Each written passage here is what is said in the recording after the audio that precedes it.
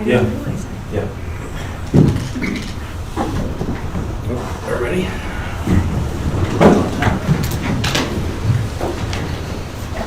Allegiance to the flag of the United States of America and to the republic for which it stands, one nation, under God, indivisible, with liberty and justice for all. Dear Heavenly Father, be with us this evening as we do the business for the city and the good and welfare of the community. In Jesus' name we pray. Amen.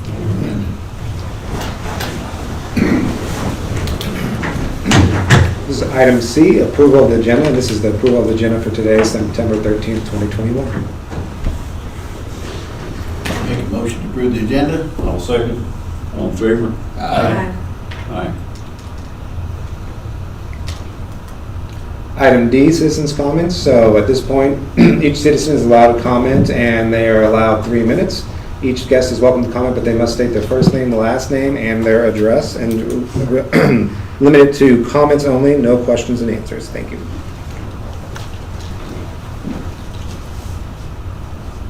At this point, if anybody would like to comment, you're welcome to.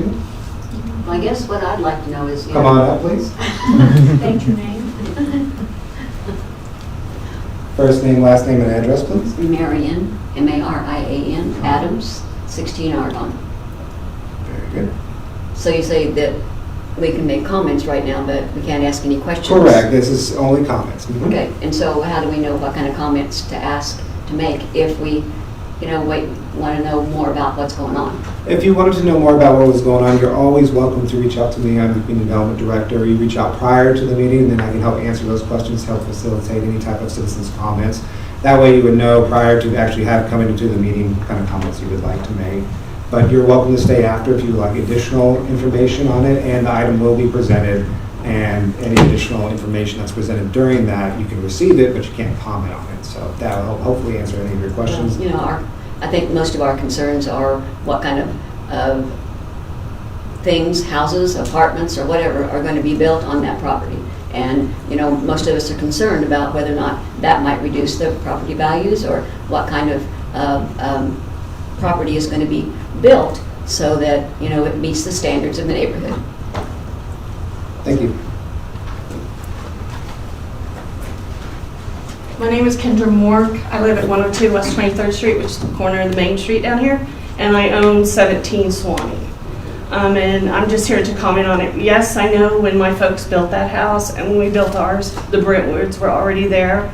I am concerned about adding more apartments in that one little section of our community. I'm also concerned, as she is, on property values, how close to the back of the property at 17 Swanee is going to be an apartment building. I'm concerned about the pipeline and how they're going to run parking streets through that whole section down there. Will it affect the pipeline that goes on across the street? The whole thing. I know Goddard is growing. I have no problems with that. Just, do we really need more apartments in that one little block area down there where you're talking about making this zone change? So, thank you. Thank you. Hello, my name is Christina Warwick, and I live at 4100 South 199th Street West. We own the property at 18 Swanee, and we did buy it as an investment. We do believe in private property rights, but I too am concerned about traffic and just how many people might be trying to go up and down 199, as well as what is the intersection there at the high school.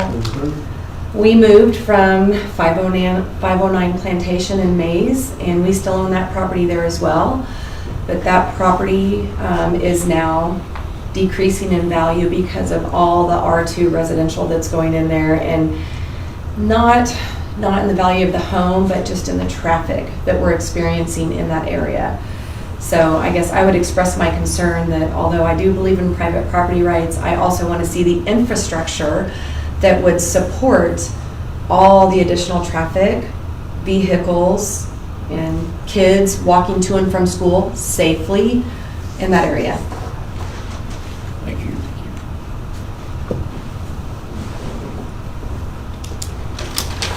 Anybody else at this time? Mr. Chair, if you would like, you can close this portion of citizens' comments. Close citizens' comments, thank you. Item E, this is approval of the minutes. So this is to approve the Planning Commission regular meeting minutes from August 9th, 2021. In quick review, we had a conditional use permit for boat and RV storage at 740 South 199th Street West. We had the JAL preliminary plat, the JAL final plat, and amending Article 2 for land use types. I will say also that there is a minor correction. We need to remove second for Commissioner Klein under item H1. That was a typo, so we're going to have to correct that. So I would ask for approval of the minutes contingent upon the correction of item H1 from August. I make a motion that we approve the minutes with the pending correction. I'll second. All in favor? Aye. Aye. Item F, so this is Board of Zoning Appeals. So this is F1. This is the rezoning request for 101 North Goddard Road and the adjoining property. Quick background, Garver LLC has submitted a rezoning application on behalf of the developer, Ms. Pio Hernandez and Bob Armstrong, for the property located at 1001 South Goddard Road and the adjoining land to the west as shown on the map on Exhibit F.1A, which will be presented on the following slide. The properties are bounded by South Goddard Road on the east, Swanee Drive on the north, South Main Street on the west, and West 23rd Street on the south. This property is currently zoned R1, and the developer would like to rezone it to R2 to allow for development of duplexes on the property. The property to the east is in the county and is zoned rural residential. The properties to the north are zoned single-family R1, and the properties to the west are zoned R3 multifamily. So this is analysis. This is more of a guideline that was developed, and it is something that we have in our subdivision regulations to help guide the conversation and help guide the decision-making for a rezoning. It is not weighed in any particular way. There's not one item that's going to be more heavily weighed than another item. This is just to kind of receive and file and to help guide the conversation and the ultimate conclusion for the rezoning. But under F1 for the analysis, what are the existing uses and their characters and conditions on the subject property and the surrounding neighborhood? So the purple is my answer to these questions, and this helps to help guide the conversation. There is currently a church building that is not in use on one lot. The adjoining lot is vacant. The properties to the north are single-family detached. Properties to the west are multifamily developments, and the east of the property is agricultural. It's in the county. What is the current zoning on the subject property and that of the surrounding neighborhood in relation to the request? Subject property is R1 currently, the property to the north is R1, and the property to the west is R3. The property to the east is considered rural residential, it's in the county, and the property to the south is R1. Is the length of time that the subject property has remained undeveloped, vacant, as zoned a factor into consideration? I think it could be considered a factor, but it's not the dominant factor. The dominant factor would be it existed as a church land prior to 2018 when it was sold. So for the most part, it was just church land. So I would say that was a dominant factor. Would the request correct an error in the application of these regulations? No, there is no error correction. Is the request caused by changed or changing conditions in the area of the subject property? And if so, what is the nature and significance of such change or changing conditions? As mentioned during citizens' comments, the changes are that the City of Goddard is growing at an exponential rate. With the residential increase, most of the increase is single-family detached owner-occupied dwellings. There is a need for rental units, as well as a need for density buildings. So this would fulfill one of those requirements. Do adequate sewer disposal, water supply, and necessary public facilities, including street access, exist, or can they be provided to serve the uses that would be permitted on subject property? Yes, we do have city sewer, city water, and streets currently in proximity to a land, so they can be accommodated almost immediately. Would the subject property need to be platted or replatted in lieu of dedications made for right-of-ways, easements, and access controls or building setback lines? Yes, one lot is platted and the other prominent lot is unplatted, so it would have to go through platting process. So during this consideration of rezoning, if it was approved, at some point down the road, the developer would have to go forward with platting, which would be a preliminary plat and final plat, which has to go before Planning Commission. Would a screening plan be necessary for existing or potential uses on subject property? No, ultimately the adjoining properties are residential and the proposed use is residential.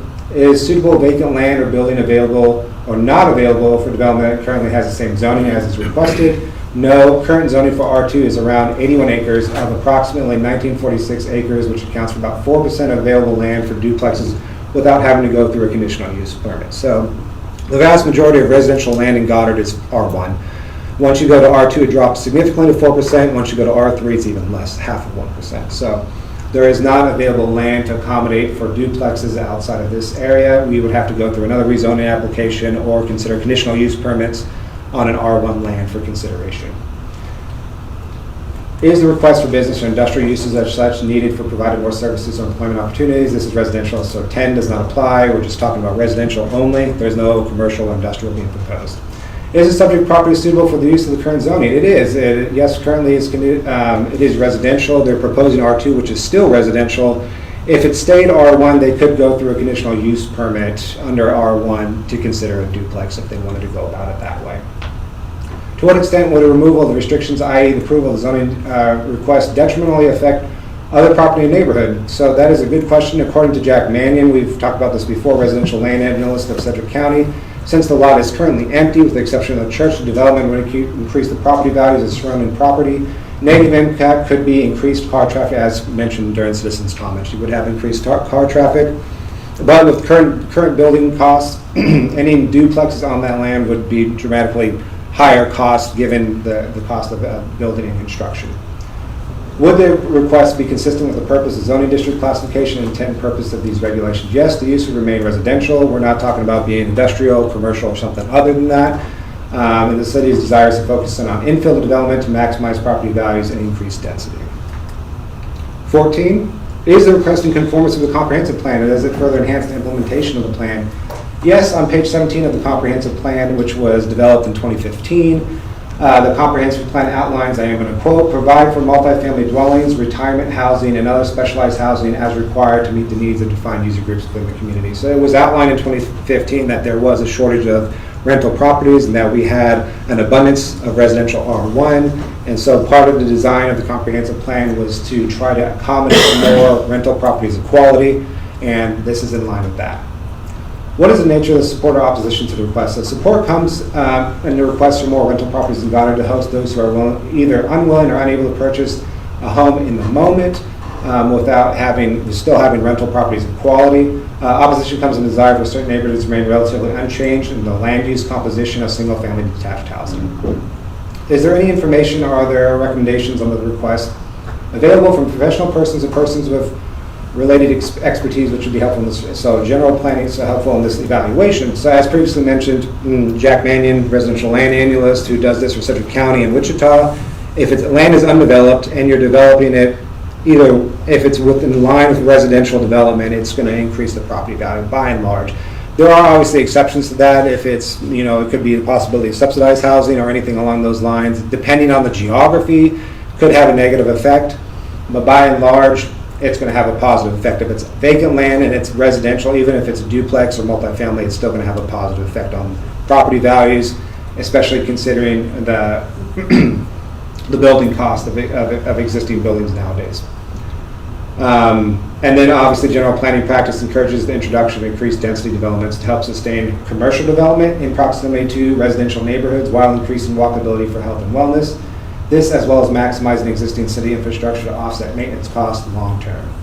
By comparison, does the relative gain to the public health, safety, or general welfare outweigh the loss in property value or hardship imposed upon the applicant by not approving the request? I said no. The health of individuals in the city of Goddard would benefit from more walkable developments. Property values increase according to Jack Mannion, Sedgwick County residential land analyst. And since it is considered residential, the land is vacant. So this is the 17 criteria to help guide the conversation. As I said, those 17 criteria, none of them are weighted more than another one. It's not to say that if there's a failure in one or if there's a disagreement in my personal interpretation of it, that the whole thing is null and void. It's simply to guide the conversation. This is the property, South Goddard Road, 23rd Street. This is the church. This is Suwanee in Maine. These are the two properties. You can see by the gray line that outlines the lots. This is the zoning, so this gray here just is to reinforce the fact where the rezoning is. R1, R3, R1 over here, and gray over here for industrial road. This part over here would be rural residential, and the school would be around this area over here. This is in the county. So financially, there's small cost associated with publication. Legally, it's approved as to form. It is a recommendation that the Planning Commission approve the rezoning of the land outlined in Exhibit F.1A, which you just saw. And we do have Barbara here to answer any questions if you guys would like to, if you do have any questions that you'd like to answer. This one. I know. Good evening. My name is Will Clevenger with Garber here on behalf of the applicant. We're excited about this project and feel this is a great location for where it's proposed. The traffic would go directly out to 199th or Goddard Road. That way, we're not going to be increasing the traffic into the other neighborhoods. And then the pipeline, it was mentioned, that's going to be existing at the south end of the project, and we're going to stay clear of that and not going to be changing any of the pipelines there. And then we just feel that this is a great location, being that it's already close to multifamily, and then it's on the outskirts of town to where it has a minimal impact for a lot of other single-family residential in the area and room to grow. So I'd be happy to answer any other questions you might have. How many units? We don't know yet on as far as the layout goes. We've just had a very rudimentary cul-de-sac coming off of the road, but I did talk to the property owner, and the residences that he's looking at are going to be at about $300,000 per building.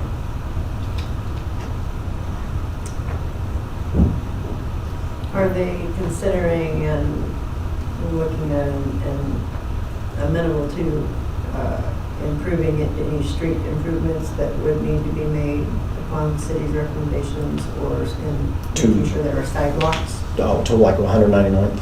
Well, you know, because it's in very close proximity to the schools right there, and, you know, walking distance, so are they going to make sure that there's sidewalks and? Yeah, during the plotting process, if that's what's determined, then yeah, we can definitely address it at that time.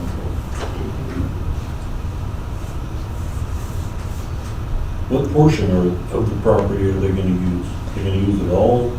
All of it West side, except east side, north side? all of it except for obviously where the pipelines are located at, and the existing church building is going to remain. They're just going to make a parcel that goes around the building itself, so that can be kept. So it would be south of the existing building? Yes, that's correct. One cul-de-sac. One cul-de-sac, yes.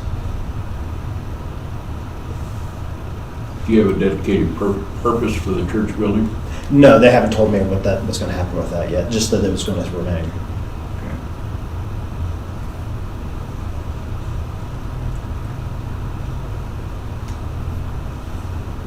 Quiet down this end. There's not a room to put a ton of units in there. No. As well as 4 or 6. It's the more impact of traffic, it will be relatively minimal. I guess I Mike, might. can we go back to the, Sure. I was saying, do we have any idea where the pipeline goes through that property? The pipeline, yeah, it's actually cuts right about here and cuts through this and on the south end of this property all the way through. Oh, So, from the south end? yeah, it's going to be on the south end of this portion over here. Obviously, there's also a utility easement that cuts through here on this side over here, which you wouldn't be able to build any buildings on, but you could put, you know, a backyard or something like that, but there couldn't be any buildings on it permanently. But yeah, the pipeline, the big one, the 40-foot easement for that pressurized gas line cuts through about the north end of this lot down here and just the south end of that portion right over there. Okay. does anybody know if there's any further plans or further discussion about developing that piece to the southwest of it? Is that- The southwest over here. Yeah. There are some conversations, but right now, none progressing. This is owned by the city, and there's certain covenants on it that restrict what can actually be developed on it, but just general conversation. I'm curious to know, and you just said you didn't know, but how many units you're thinking about, and that would have a bearing on a whole bunch of it. Right, yeah, and yeah, we don't know at this point, other than there will be a cul-de-sac coming off of the street. Then if the zoning was to be approved tonight, then we would proceed with the plating, and then at that point, we would actually know how many lots we could fit in there. We don't know at this point. I bet they're not going to be able to fit more than I was going to say around 12, 12. maybe. That was Yeah, right, 6 yeah. units, that's right. I mean, They're in plating as well. There's engineering review, which would also have to incorporate drainage. Yeah, so drainage might offset the amount of Yeah. square footage that could actually be built for buildings, but it'll have to be done during the planning process.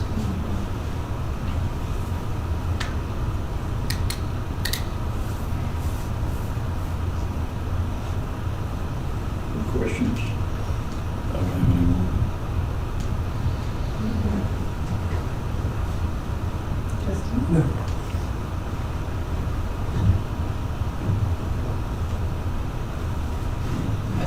pretty well answers our questions. Thank you. Thank you.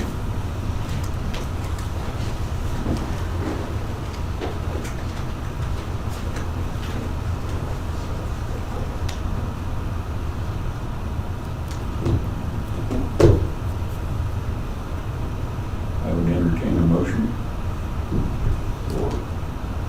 One way or the other. Make a motion to approve the rezoning of land outlined in Exhibit F1A. Second motion. All in favor? Aye. Aye. Opposed? One. Thank you very much. Item G, there is none. Item H, this would be new business. So item H1, well, you're welcome to stay if you want to, but you don't have to. So this is item H1, amended Star Bond Phase 2 softball diamonds. So quick background, Martin Haney of Haney Architects has submitted a site plan for the Phase 2 softball diamonds at the Goddard Genesis development. The original site plan for the overall development included a second phase of 5 baseball diamonds. This amended phase would shift the baseball diamonds to softball diamonds to allow for more future amenities to be allowed on the site given space requirements and drainage considerations. Site plans are required for all commercial developments. This development has already been addressed in anticipation of the future diamonds. With the change from baseball to softball, it was determined that such a change should be reviewed first by the Planning Commission, and any comments or concerns be taken into account by the architect who represents the developer. An additional 279 parking spaces will be added to accommodate the parking for the softball portion of Phase 2. With the reduction in impervious surface from baseball diamonds to softball diamonds, the current retention is more than sufficient, with future phases needing to be taken into account to meet drainage requirements. So Martin Haney of Haney Architects is here for questions, but I'll continue through the analysis, and if there's any questions, feel free to stop me, or we can bring up Martin Haney to address it. The Planning Commission is reviewing the amended site plan for Phase 2 softball diamonds. This includes a concession stand and dugouts. There'll be 5 softball diamonds, including dugouts, 1 concession stand, but it's only 1 level as opposed to 2 for the baseball diamonds, 279 parking spots, and drainage is sufficient for Phase 2 softball diamonds. So here's an aerial, and the blue outlines where the retention ponds are. This is obviously existing, and you can see the development moving forward with the Genesis. The green over here is what's being proposed for the future softball. The retention pond is currently in place right now. They'll be adding another 279 parking spaces over here to accommodate for that. There's some elevations. As you can see, the prominent thing is that it's 1 level instead of 2. The baseball diamond had 2 levels. This is just a 1 level one for the concession stand. Some dugouts. And financially, there is none. Legally, it's approved as to form. It is recommended that the Planning Commission approve the amended site plan for Phase 2 of the Goddard Genesis softball diamonds. Mark Haney, if you would. Any questions? I feel the same thing. Absolutely. So, as Mike had talked about, on the original plat, we had the 5 fields shown. We had them as full diamonds. What we've found is there's a real demand for youth sports. So not only softball, but youth baseball. So right now, they're spending a lot of time setting up fences on the large fields for smaller people to play. So this is going to be better suited to meet more variety, I guess I should say. The parking, we've kind of determined, it's been kind of tight with the construction going on because it's taken a large chunk of that we've kind of evaluated that's about 250 for a tournament when they come in. And what this kind of implies, my pen doesn't point, but I've got a curved drive that comes out with access going towards Goddard. And Mark, if you want. Oh, thank you. Here's a laser. The fire department wanted us to have a second exit coming out of the Top button, right? Top button. There you go. coming out over here to Goddard Road. So what we're doing is expanding this parking this way, 270 spaces. Then I've got a curved drive that comes down and goes out to Goddard Road. I've got 179 spaces on that curve, and what that's for is overflow. So if they do have a special event, or you've got folks coming in and they haven't left yet as the new ones are coming in, we have that ability to park those cars. Now this access here is, at least the way we're looking at it, is exit only. We'll have a gate right here, and the gate will be very similar to the baseball one with the arch over the top and the Genesis logo. So that'll be the control point. We will have connection between baseball and softball. We're working out how that connection works, but a lot of times parents have children playing both sports, so we want to have that access. There is a third detention pond, or at least kind of a holding area. This one ties in to the one in the southeast corner. We will be using this as a borrow pit, so that's going to take a large chunk in here to build the fields up. They will be all turfed, just like the baseball, and they will be lit. Right now, the parking, as this curve comes around, it's about 180 feet from that parking area to Goddard Road, so it's set back quite far. Any questions? Where is the retention pond drain to? They're going to be in the same spots. The north one won't be affected by this, so it remains the same. The triangular one between the fields is going to increase slightly. It'll come down a little further to the south. Harlan 4 Acres working on that as far as the detention for the site. So the parking on the north will go into that detention pond, and then it comes out and goes to the southeast. So we're not contributing any additional water going to the north. And then the one that's, I guess, the triangle that's not in blue, Okay. that one will increase in size, both from the standpoint of the borrow and then as it drains through. And those on the south side should drain to the south then? Correct.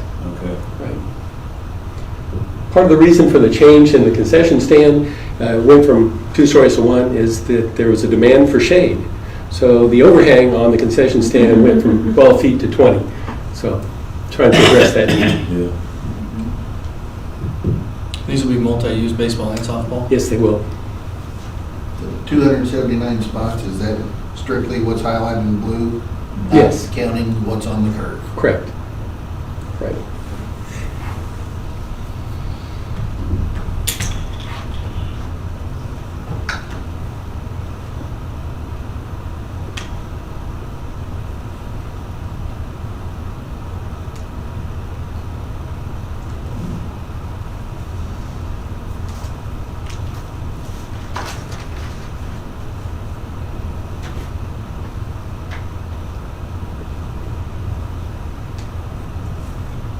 Okay. Yeah.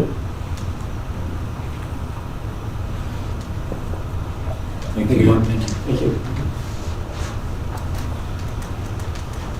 So once again, financially none, legally approved as to form, and is recommending that the planning commission approve the amended site plan for phase 2 of the Goddard Genesis softball diamonds. I'll make a motion, we approve the amendment for phase 2. I'll second it. All in favor? Aye. Opposed? Aye. Thank you very much. So staff report. So on May 10th, 2021, the Planning Commission and the City Council, along with the mayor, met for a joint session workshop to discuss zoning regulation amendments. The items discussed are included in the following list, are in multiple different steps for approval. So this is a follow-up from that May 10th. Where are they? What's been approved? What stage are they at? So, that washes out pretty well. It's kind of hard to see on that screen. But green has basically been approved across the board. So it's been approved by Planning Commission on this date and then by City Council on this one. So what you have was on June 14th, we approved the new zoning classification RUI, and then it was approved by City Council on August 2nd, ordinance number 872. The new zoning classification R4 was approved on June 14th, and then on August 16th, ordinance 873.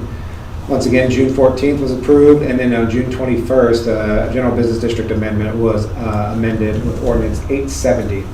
All the rest of them have been approved by Planning Commission on pretty much the same day, except for, of course, administrative cleanup for new land use definitions, and Article 2 of the subdivision regulations was approved on August 9th.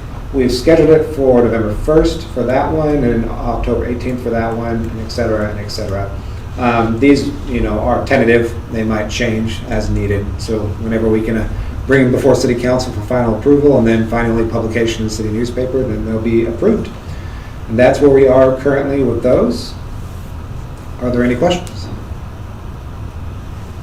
Pretty straightforward on that one. So at this point, we'd move on to item J, Planning Commissioner comments.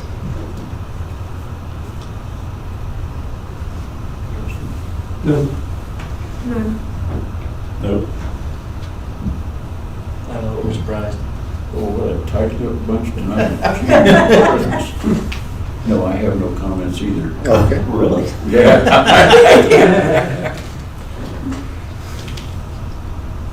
Would you like to close this portion of Commissioner comments? Yes, please. All right, so item K, this is adjournment. So the next one will be October 11th, 2021 at 7 p.m. Need a motion? I'll make a motion, we adjourn. I'll second. All in favor? Aye. Aye. Excuse me.